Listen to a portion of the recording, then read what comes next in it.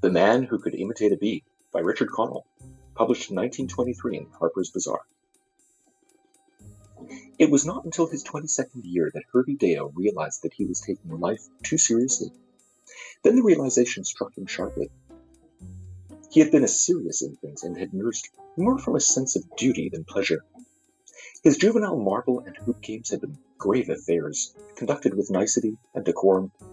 He learned to read shortly after he was breeched, and at 7 presented a slip at the public library for the encyclopedia from A to Z. The librarian demurred, but he gently insisted. He was permitted to carry it home volume by volume. At 12, he had resolved to be a scientist and furthermore, a great scientist. He determined to pursue the career of ornithologist. There was something so dignified and withal scientific about science that called the sparrow Passer domesticus and the robin Erathicus rubicilla. He made rapid progress. On his 13th birthday, he took a bird walk at dawn and was able to record in his notebook the scientific names of 49 birds, including the Roby and Topaz hummingbird, Chrysolampus mosquitus, which is rare around Boston. At 15, he wrote a daring monograph which proved beyond cavil that it would be possible to revivify the extinct great auk, Plautus impennis, by a judicious and protracted series of matings between the penguin, Sphenus cormus, and the ostrich, Struthio camelis. This theory was hotly challenged by a German savant in a 70,000-word exegesis. Hervey Dale crushed him under a 100,000-word rejoinder, and thus at a tender age came to enjoy a certain decent celebrity in the world of ornithology. At 17, still in the university, he was becoming known as a first-rate all-round birdman. He rather looked down on old Fott at the Natural History Museum, who was a beetle man, and particularly on Armbuster, who was a mere bee man. Yes, Armbuster and his bees decidedly wearied Hervey Dale, as if bees counted. Something revolutionary happened to him in the spring of his 22nd year. The mild spring evenings, biology, inexorable nature conspired against him. His mind began to reach out for contacts with new things outside the world of birds. He made the disturbing discovery that he could be interested in things unfeathered. Girls, for example. He made this discovery at a tea to which he had gone most reluctantly, with his mother, who was intensely serious about her social duties. He found himself sitting on a divan beside a girl. Her hair was blonde and bobbed, and she had an attentive little smile. To be polite, he explained to her the essential differences between the European redstart, Phoenicurus phoenicurus, and his cousin, the American fly-catching warbler, Setiphoca ruticella. As he talked, the notion grew on him that teas were not the bore he had thought them. It disconcerted him when the girl rather abruptly left him to join a fattish young man who had just entered. Hervey Dale could tell at a glance that the newcomer had not the intellect to so much as stuff a lark. His alert mother spied his lonely state and steered him to another corner and another girl. He sought to fascinate her with an account of the curious circumstance that the male loon, Gabia immer, has 3 more bones in his ankle than the female of that species. He told her this in the strictest confidence, for it was the very latest gossip of the world of ornithology. He could not but note that after 15 minutes her attention seemed to wander. Presently she murmured some vague excuse and slipped away to join the laughing group in another part of the room. He followed her flight with a glum eye. The group appeared to have at its center the fattish young man, and it was growing distinctly hilarious. Hervey Dale had a pressing, but he told himself, wholly scientific interest in learning what conversational charm or topic made the fattish young man so much more interesting than himself. He edged his chair within earshot. The fattish young man was not talking. He appeared to be making a series of odd noises through his nose, varied now and then by throaty bellows. A series of norks and whirs filled the room. The trained ear of Hervey Dale was puzzled. Clearly, they were not bird noises, yet they had a scientific sound. Perhaps the fattish young man was a scientist after all. A mammal man. More nurks and whirs. The girl with the attentive smile solved the mystery. She called across the room, "Oh, Bernice, do come over here. You must simply hear Mr. Mullet imitate a trained seal." Hervey felt actually ill. So that was the secret of Mr. Mullet's powers. That was the magnet. More Nors and Works filled the room. Hervey couldn't stand it. Stiffly, he went out, and as he took his hat and stick, he could still hear the laughter and the fainter Nors and Whirs. In a fury of disgust, he went to his laboratory and so violently stopped a grackle, Euphagus ferruginus, that it burst. The next day, he realized that something annoying had happened. No, was happening to him. He could not keep his mind on his work. It kept straying, despite him, to the little girl with the attentive smile. She had been interested in his talk of birds until the accomplished Mr. Mullet, imitator of trained seals, had made his untimely appearance. His teeth gritted together as he thought. That afternoon, he surprised his mother by suggesting that he accompany her to a tea. She was glad his social consciousness seemed to be aroused at last. They went. "Who is Mr. Mullet?" he asked her as they rode teaward in her motor car, a product of the seriousness applied by Mr. Deo, Sr., to his brick business. "Mr. Mullet? Why, he's one of the Brookline Mullets," his mother said. "Why? Is he an animal man?" "No, he sells insurance." "He seems popular." "Oh, he has some parlor tricks." "I beg pardon, Mother. The illusion escapes me." "Parlor tricks?" repeated his mother. "He imitates a trained seal. It appears to strike the younger people as excessively comical. I believe he can also swallow a lighted cigarette." Hervey emitted a polite moan. "Must one do parlor tricks?" "Well, they have their uses," said his mother. The girl with the attentive smile was at the tea, and Hervey captured her. Her name was Mina Lowe. He was congratulating himself on having interested her in his new monograph on parakeet bills, when she sprang up with a little cry of pleasure. "Oh, Mr. Deo, there's Ned Mullet. Let's get him to imitate a trained seal. He's perfectly killing." "I do not know seals," said Hervey severely. "They fail to attract me. I am a birdman." He left the tea with a heavy heart, while the talented Mullet was bellowing. Lying in his bed that night, the brain of Hervey entertained two thoughts. One, that Miss Lowe was a singularly charming girl. The other was he could not interest her by birds alone. How then? He analyzed the situation with the same care and logic that he applied to the dissection of a hummingbird. His conclusion was revolting, but inescapable. He must master a parlor trick. He shuddered at the notion, but he was resolved. "The end justifies the means," he muttered. The next morning, he rose early and attacked the problem with the weapons of science. In his notebook, he carefully wrote down all the animals and the sounds they made, with comments and remarks on their value as entertainment. Anteater, too difficult. Buffalo was a bit uncouth. A bull was too much like a buffalo. Beagles lacked dignity. And elephants were a bit hard on one's throat. He went through the list of the mammals, and the result was disappointing. None of them seemed so interesting as a seal, and besides, he did not wish to lay himself open to the charge of plagiarism. He could not, of course, employ the call of birds, although he was rather good at that. It seemed sacrilegious to employ ornithology as a parlor trick. He then turned his attention to the noises made by inanimate things. He jotted down in his book foghorn, buzzsaw, locomotive, saxophone. He was considering them with furrowed brow when Armbuster agitatedly burst in. He disliked Armbuster. The man gave himself too many airs for a mere bee-man. Hervey considered it rather an imposition when Armbuster was given an adjoining laboratory at the museum. "Have you seen her, Deo?" cried Armbuster. "Her? Who?" "My queen. She escaped." "No," said Hervey coldly. It was annoying to have one's thoughts broken in upon to be asked about a wretched bee. "If you do see her, be sure to tell me," said Armbuster. "Certainly." The bee-man vanished. Hervey again bent over his notebook. He added the words, "dentist's electric drill," and was considering whether Miss Lowe would regard an imitation of it as unpleasant, when a faint sound caused him to turn his head. A large bumblebee was crawling up the windowpane, grumbling to herself.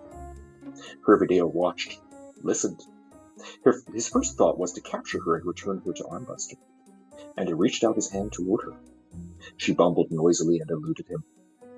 It came to him as a flash of inspiration that his problem was solved. He'd imitate a bee. While he knew it was not honorable to keep her, he did. He spent the afternoon chasing her up and down the pane with a gloved hand. She muttered, grumbled, and buzzed. He smiled a smile of grim triumph. What was a trained seal's raucous bellow to this? Softly he imitated the sounds she made. Patiently he practiced. Before dusk came, he was satisfied with the perfection of his imitation, and not yet entirely satisfied. The thing lacked a dramatic quality. It came to no climax. He could buzz loudly, softly, angrily, and soothingly, but there was no grand finale. He felt that one was needed. Mr. Mullet ended his seal imitation with a crescendo roar. A thought, murderous and ruthless, shot into one of Hervidale's brain cells. Normally he was neither murderous nor ruthless, quite gentle indeed, but love brings out the primal man. For the sake of Mina Lowe he would, for a second, be atavistic. He chased the protesting bee across the pane. He got her into a corner, and his gloved hand closed on her. She buzzed frantically. He closed his thumb and forefingers smartly together. He cut her off in full buzz, with a sharp, incisive sound like a torch plunged into a pond. A perfect climax. Hurriedly and furtively, he fed her corpse to a live flamingo in a cage in the corner. On his way home, he passed Armbuster in the hall. Armbuster was distractedly searching for his queen. He was peering under a rug. Hervidale did not meet the bee-man's eye. In his room that night, he practiced assiduously his new accomplishment.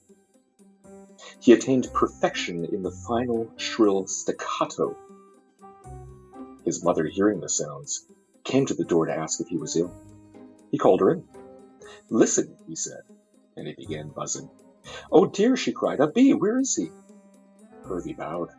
"I am he," he said.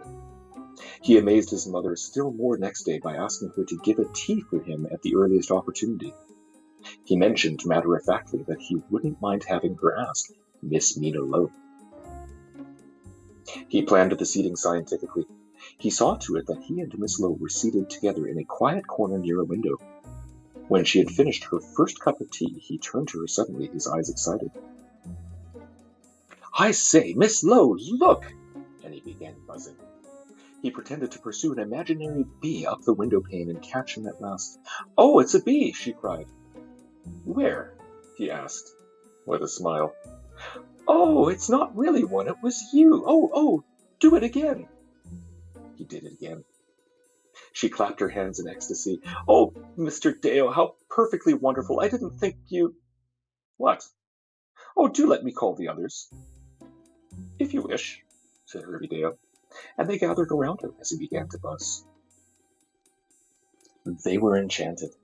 "Oh, do it again," they begged, and he did. With a gracious smile, Hervidale acceded to their request. He glowed. He was tasting the heady draught of sudden popularity. Late arrivals at the tea were told of his accomplishment. They insisted on hearing it. Quite casual acquaintances came up to invite him to their homes, to teas, to dinner parties. He smiled and promised to come. From the corner of his eye he could see that Miss Lowe was regarding him with something very like interest. He went to a dinner party at the home of Professor and Mrs. Murgatroyd. He had been stuffing an emu, Dromaeus aeratus, and it had so absorbed him that he was late. He entered with the fish course, and the guests beamed expectantly. "Oh, here is Mr. Dale," cried his hostess. "We were so afraid you'd disappoint us. I've been telling everyone about your perfectly delicious imitation of a bee." And he obliged them. They encored him. One of the guests was the fattish young man, Mr. Mullet, but the spotlight had shifted from him, and he sat eating morosely and regarding Herbie Dale with a bilious, jealous eye. During the dessert, Mr. Mullet essayed to bark like a seal, but Mrs. Murgatroyd looked at him disapprovingly, and he never reached the roaring climax. He buried his chagrin in the Peche Melba. Hervey Dale, observing, smiled quietly to himself. After dinner, he had a tete-a-tete with Mina Lowe.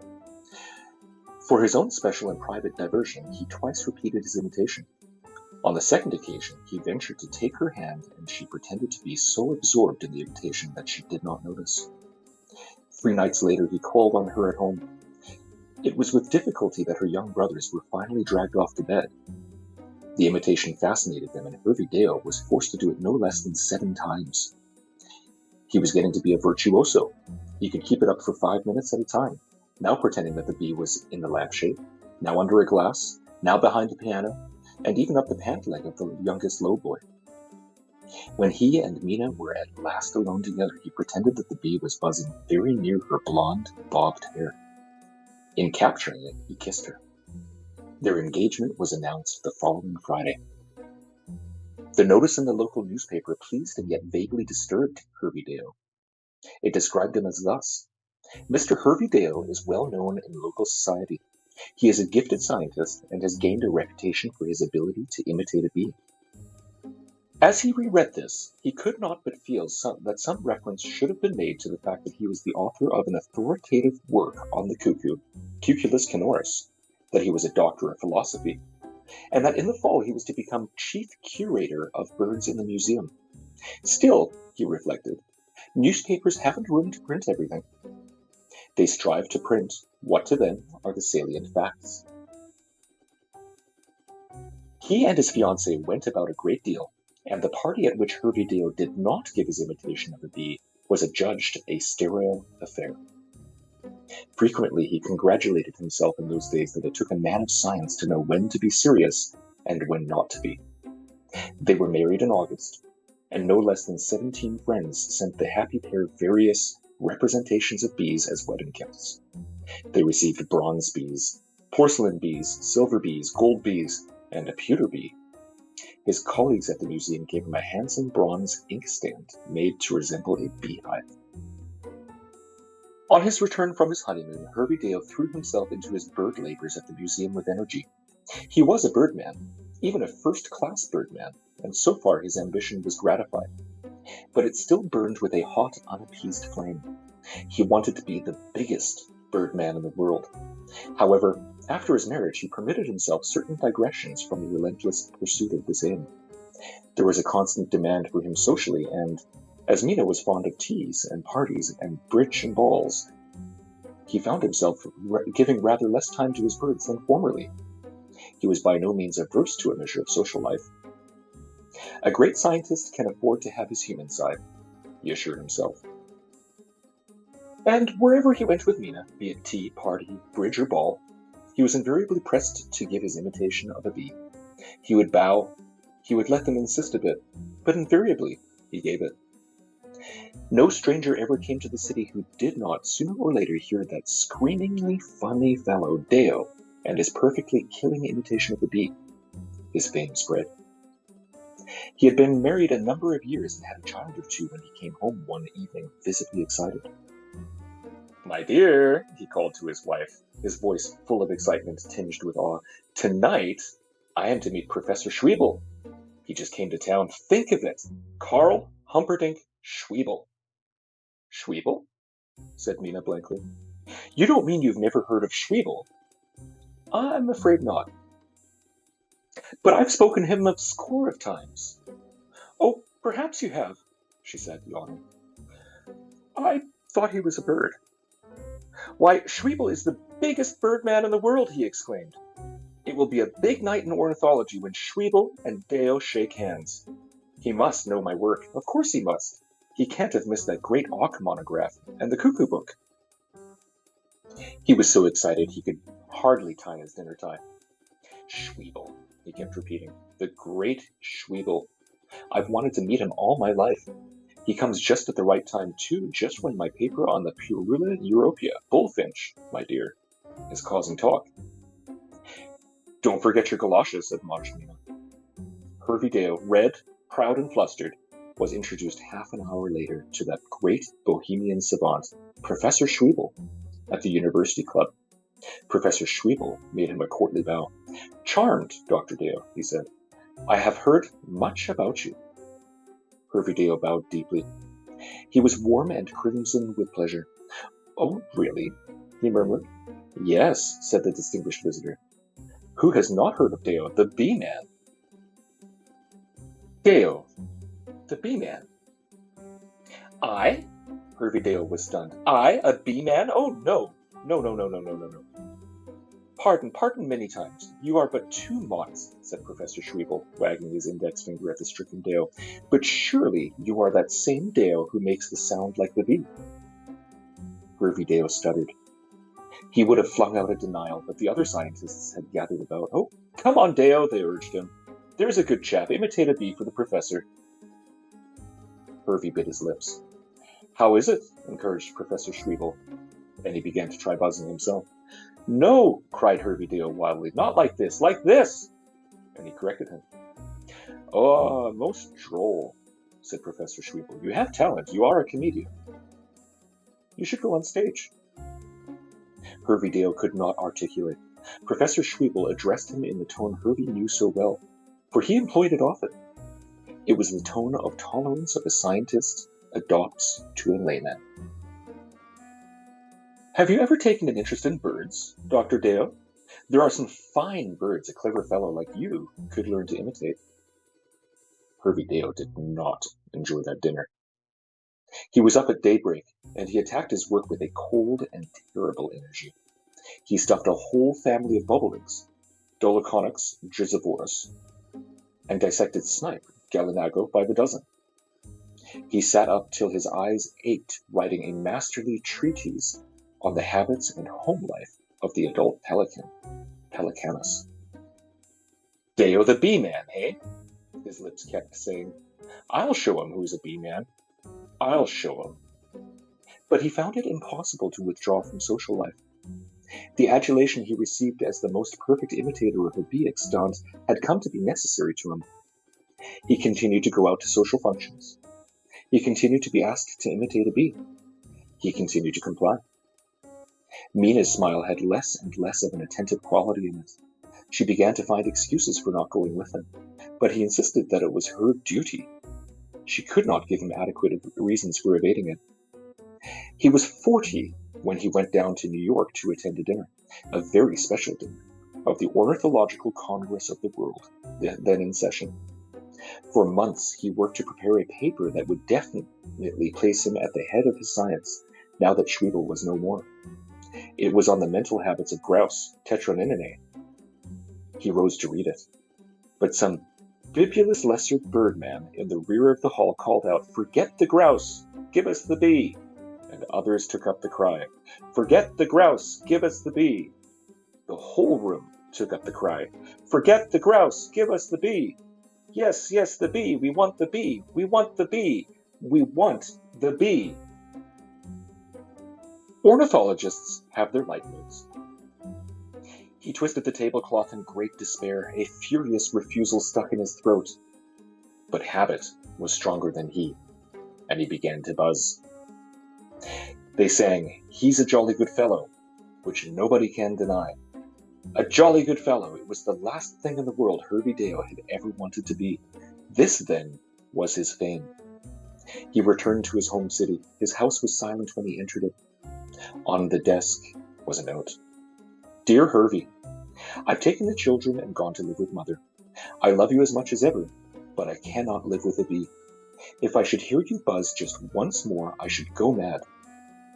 Don't forget to put on your galoshes. Mina." He went out of the house. Deliberately, he did not wear his galoshes. It was a slushy night. At 7, they took him to the hospital with a severe case of influenza. In the morning, a careless nurse left a newspaper where he could reach it. An item struck his eye. "Hervey-Dale is dangerously ill in St. Paul's Hospital. He is the man who can imitate a bee." When he read this, Hervey-Dale let the paper slip from his fingers and sank back on his pillow. When the doctor came in, he found him lying staring at the ceiling. A glance told the doctor that Hervey had not long to live. The doctor sought to rouse him from his torpor, to fan the flickering flame of his interest. He turned on his professional bedside smile. "Ah," said the doctor, "thinking about bees, I'll wager." "No." Hervey got up feebly. "Not bees." "But surely I'm not mistaken. You are Deo, the famous bee man?" Hervey struggled to muster up vitality enough to cry. "I'm a bird man."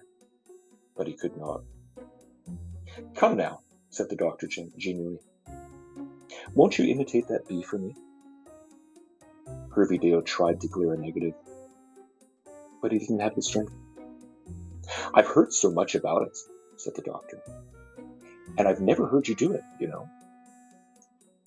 On a faint ebb of strength, Hervey managed to say, "Really?" "No, never." And Hervey with a final effort, gathered together all the little last strength in him. "It goes like this." And he buzzed a final time.